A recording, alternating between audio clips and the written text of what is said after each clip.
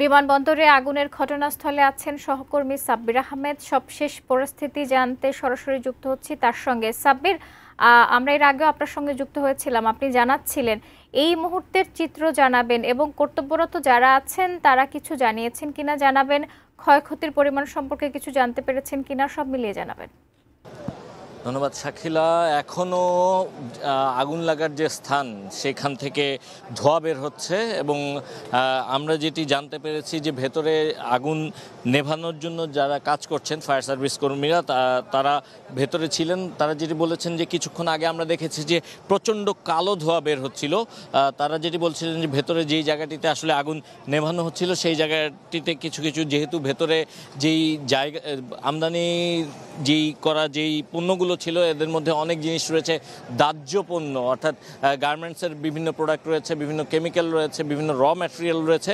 সে কারণে কিছু জায়গায় আবার পুনরায় আগুন লেগেছিল এবং এই আগুন লাগার কারণেই কিন্তু আবার প্রচণ্ড পরিমাণে। তবে যতটুকু আমরা ভেতরের তথ্য পেয়েছি যে আমদানি করা যে পণ্যগুলো রয়েছে বেশিরভাগ পণ্যই আসলে পুড়ে ছাই হয়ে গেছে এবং যারা এই আমদানিকারক যারা রয়েছে বা আমদানিকারকদের যারা এজেন্ট রয়েছেন তারা কিন্তু আসলে ক্ষোভে ফুঁসছেন, কারণ তারা বলছেন যে ভেতরের যে পুরো যেই জায়গাটি রয়েছে এই পুরো জায়গাটি জুড়েই কিন্তু আসলে তাদের আমদানি করা পণ্য ছিল এবং আগুনের প্রথমে যেই সূত্রপাত ঘটেছিল সেই আগুনের সূত্রপাত হওয়ার ঠিক পরপরই যদি প্রয়োজনীয় ব্যবস্থা নেওয়া যেত তাহলে হয়তো আগুন এত ছড়াতো না এবং সবগুলো পণ্য আসলে এভাবে ক্ষতিগ্রস্ত হতো না। এবং তাদের একটি ধারণা যে কেন বারবার শুক্রবার বা শনিবার বা সাপ্তাহিক ছুটির যে দিনগুলো রয়েছে সেই দিনগুলোকেতেই আসলে কেন আগুন লাগে এ নিয়ে তারা প্রশ্ন তুলেছেন। তারা শঙ্কা প্রকাশ করছেন যে হয়তোবা এমন হতে পারে যে এইটি আসলে কোনো দুর্ঘটনা নয়, এটি পরিকল্পিত একটি আগুন এবং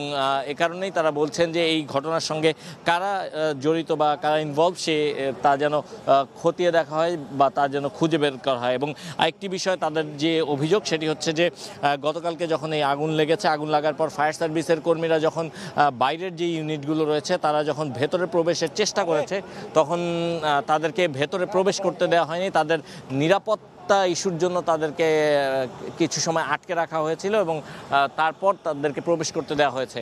তো তাদের অভিযোগ যে ফায়ার সার্ভিস সরকারি একটি বাহিনী এবং সরকারি একটি বাহিনী যারা আগুন নেভানোর জন্য ডেডিকেটেড তাদেরকে কেন এই ধরনের একটি বড় আগুন লাগার পর তাদেরকে কেন আসলে নিরাপত্তার জন্য তাদের সময় ক্ষেপণ করে তাদেরকে গতিরোধ করা হয়েছিল এবং কেন তাদেরকে দ্রুততম সময়ের মধ্যে কাজ করতে দেওয়া হয়নি, এই ধরনের নানা প্রশ্ন কিন্তু তারা তুলছেন।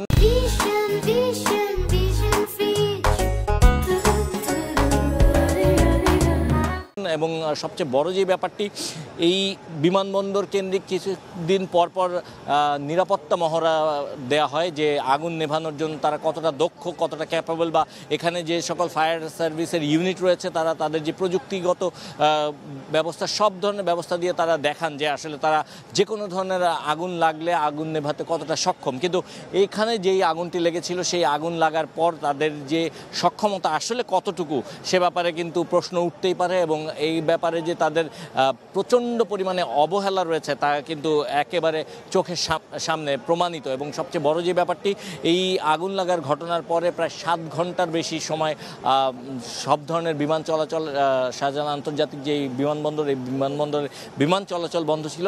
রাত 9টার পর থেকে বিমান চলাচল স্বাভাবিক রয়েছে, কিন্তু এখনও পর্যন্ত ভেতরে যে আগুন সেই আগুন পুরোপুরি নেভানো যায়নি। এখনও পর্যন্ত ভেতর থেকে ধোঁয়া আসছে এবং যে কী পরিমাণ ক্ষতি আসলে হয়েছে সেটিও এখনও নিরূপণ করা সম্ভব হয়নি। আপনি জানেন যে ইতিমধ্যে প্রায় 2টি কমিটি গঠন করা হয়েছে এবং সেই 2টি কমিটি যাচাই বাছাই করবে কী পরিমাণ ক্ষতি হয়েছে, পাশাপাশি কোথা থেকে আসলে আগুনের সূত্রপাত এবং কারো কোনো ল্যাকিং বা কোনো ব্যর্থতা রয়েছে কিনা এবং এইটি নিছক দুর্ঘটনা নাকি এর পেছনে অন্য কিছু রয়েছে। কারণ আপনারা জানেন 5 দিনের ব্যবধানে রাজধানী এবং রাজধানীর বাইরে 3টি জায়গায় আগুন লেগেছে এবং এই আগুনগুলো আসলে পরিকল্পিত নাকি নিছক দুর্ঘটনা সেই বিষয়েও যাচাই বাছাই করা হচ্ছে।